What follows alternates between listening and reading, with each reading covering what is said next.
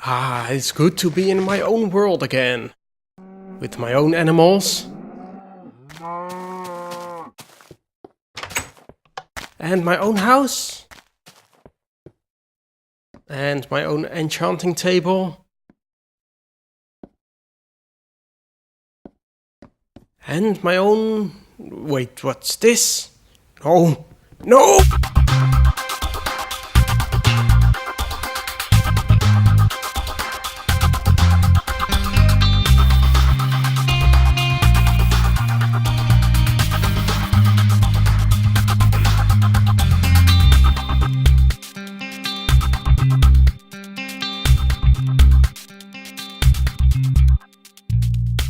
Hello everybody and welcome back to Daedalus Plays Minecraft, the start of Season 2.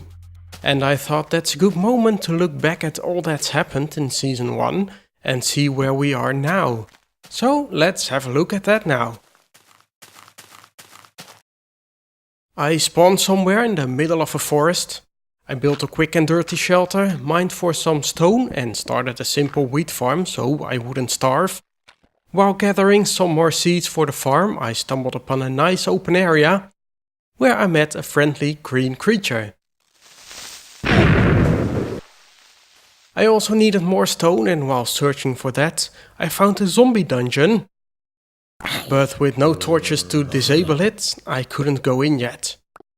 My wheat farm meanwhile wasn't doing too well.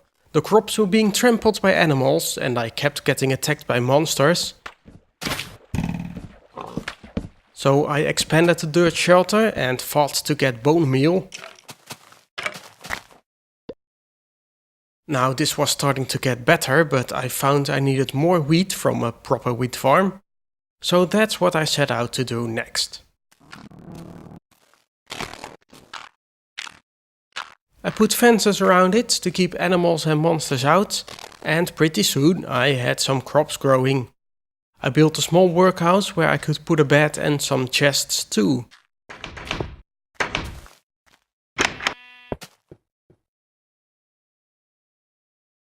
Now with more and more wheat growing, I could craft enough bread to keep me going for a while. So I went out to investigate the zombie spawner and the attached cave system, in which I found another friendly creature. This time, a sheep. I named him Cave Sheep. This game is called Minecraft, of course, and so far I had only really crafted things, so it was about time I started to mine. I used a mining technique where I would just dig out tunnels layer by layer, so I wouldn't miss a block in the entire mining area. This took a lot of time though, especially when you're starting from the surface, but I bravely continued mining down, even when I hit an underground ravine. Of course, one resource that's not always easily found while mining is wood. And I needed that for sticks and ladders. Until now I had just chopped trees from the forest and planted random ones, but I figured it would be a little more efficient if I just started a tree farm. That way I could also make sure the trees wouldn't grow too large, with branches coming off that are more difficult to chop down. And pretty soon I had a nice collection of trees growing, and with all that wood I could craft a sign and start naming things in my world. First of all, of course, the forest I spawned in, which is since this moment known as the Everfree Forest. I had noticed a village in the distance, so I thought I'd check that out. But since part of the village was created in a Minecraft version that didn't yet have any villages in it, it appeared it was deserted. I had almost given up on finding any intelligent life here when I found these two.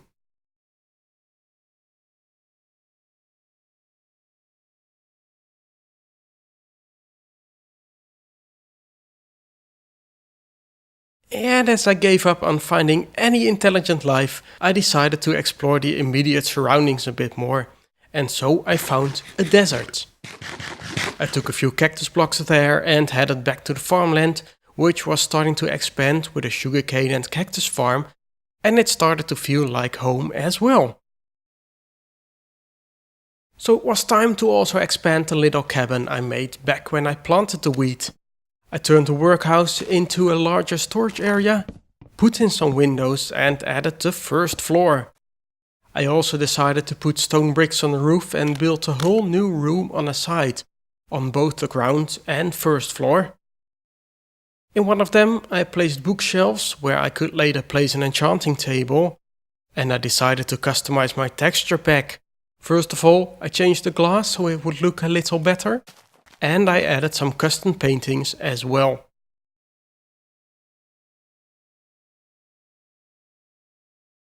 I rearranged the large storage area, added the basement to the house and filled in the top layers of my mine. On the surface there I created pens with the purpose of luring farm animals into them. Now I was ready for some more action and adventure, so I set out to investigate a cave I found while mining. It turned out the cave was a very large system of dark tunnels filled with monsters. And I did find another dungeon in there. And when I really couldn't find my way out of there anymore, I simply dug my way out and reached the surface in the water just in front of my farmhouse. I found some animals and put them in the pens and bred some more animals. I couldn't find 2 of each animal easily though, so I had to search for some, for sheep for example. I checked if maybe the cave sheep wanted to come to the farm, but he looked happy in the cave, so I let him stay there. And I couldn't find the second cow, but eventually I heard some mooing in a tree in the swamp, so that's where I got a cow from. Unfortunately, it was nighttime when we returned to the farm, and that caused some damage to the house. But eventually I got all the animals I needed for further breeding. One thing I had never found was an abandoned mine. I really wanted to find one though, because I figured it's a good way of getting free minecart tracks. I searched in ravines and caves and all through the night, but there was no abandoned mine to be found.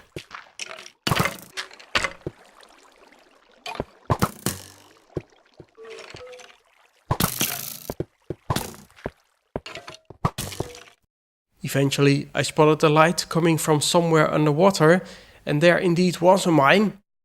Due to a chunk error though, the mine was not very large, and I hardly got anything useful out of it. I also finally made an enchanting table and enchanted my first item, a diamond pickaxe. I decided to expand my farm again. This time I planted pumpkins. And I used them as jack-o'-lantern light sources in a new structure I built. A big round building with several compartments in it. In those I put sheep which I had dyed. This is the color wheel.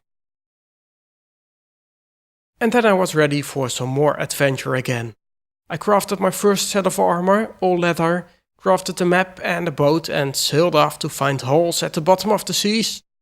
I found one that looked promising, and as I descended, I found out there was actually an abandoned mine down there. I had finally found one, complete with lots of minecart tracks and cave spider spawners. And they proved to be harder to fight than I'd thought. It was all worth it though. With a lot of good stuff, I returned to the farm. There I worked more on the color wheel, breeding more sheep, getting them into their new homes and dyeing them in all the colors Minecraft has to offer. I also put a roof on the place so the sheep had a lovely home. And since I had found melon seeds back in the abandoned mine, I expanded the farm area once again. And because I liked it so much, I went back to the mine, found a zombie spawner, and another one.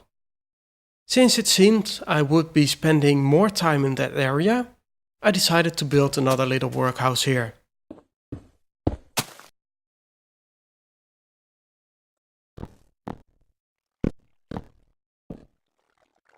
I started work on the mine, clearing out tunnels and building a minecart track which would allow me to find my way back out of the mine when I needed to.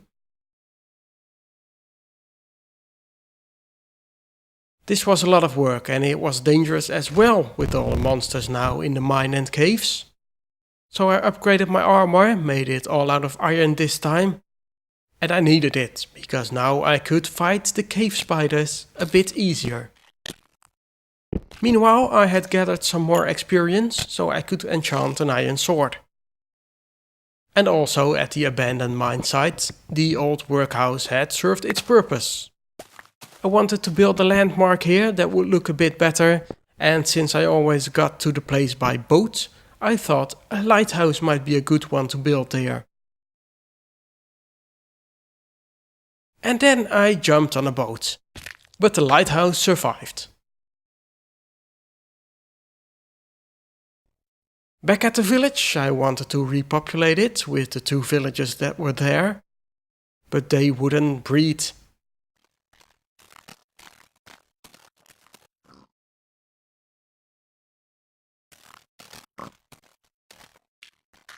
And when I came back later, one of them was missing.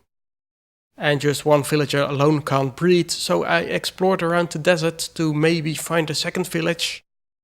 Instead, I found a dungeon and a jungle. And that was a new thing for me, so I caught some fish and went to the jungle to find a cat.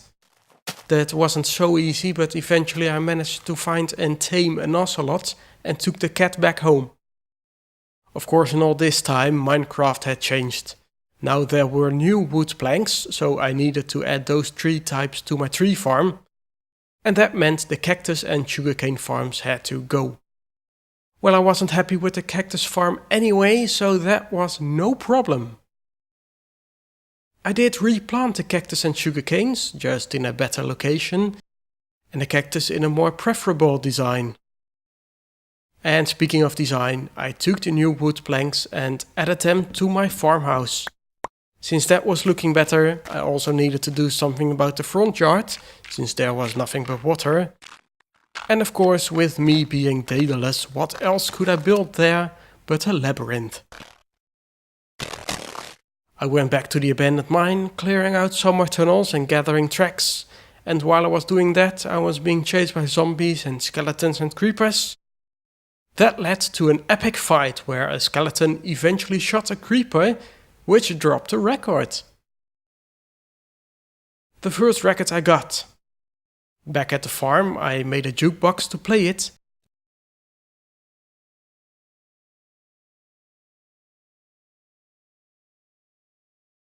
And that's all that happened in Season 1.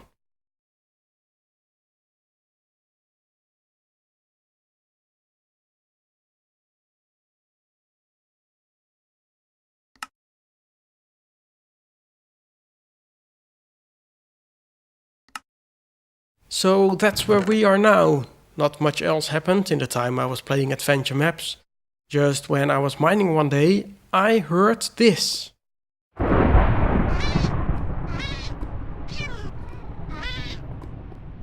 Thunder and then sounds of a cat taking damage. And surely when I got to the surface, my cat was gone. Well, back to the jungle I suppose, but that will be for another time. Because that's it for this episode. I hope you've enjoyed, and I'll see you again next time when I start a project in my nearby desert.